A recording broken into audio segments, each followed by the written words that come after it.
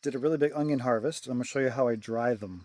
So I've literally got an entire carload full of totes full of these amazing onions. This is one of the bigger ones, but this is a more average size, but they are freaking awesome.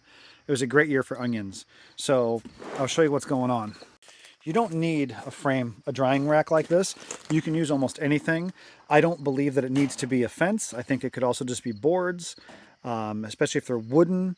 I think it'll dry just fine. This is just a little more optimal if you happen to have it. You can just take a piece of fence or a piece of, some kind of piece of fencing, make a simple 2x4 frame, nail or staple it down, and use it as a drying rack. This is one of the outdoor nursery tables, and you can also dry on this just fine.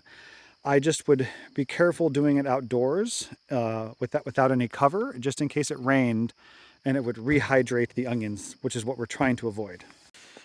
And so I want as many onions as humanly possible, and I want the tops to be below the onion if possible. That side's a mess, ignore that. I would just focus here once I figured it out. So I start by putting a big onion right on the end, okay? And make a bit of a line. And then once you've got them started, then you can take your next onion and you can put it right there. And if you got a little room in the middle, you could take a smaller one and put it there. And go all the way across the surface.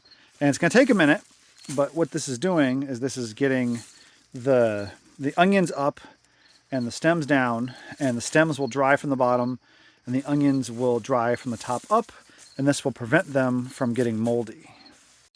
It's getting dark out, but here we are. I am 2/3 done. I'm gonna need more space than this, but this looks really good. If stored properly, onions can last a really long time.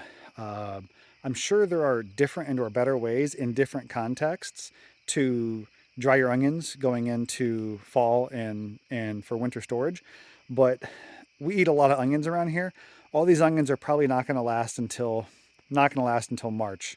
March at the latest, actually. So I'm personally not super worried about the absolute perfect drying and the absolute perfect storage because they're going to be eaten very quickly.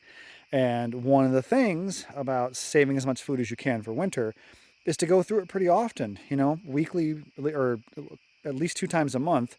Go rifle through your onions and your potatoes, and if something's getting a little weird, it's time to eat it. So I will give more onion updates in the future, along with more elderberry and other random perennial updates, along with the other buildings that I'm going to show on these short videos.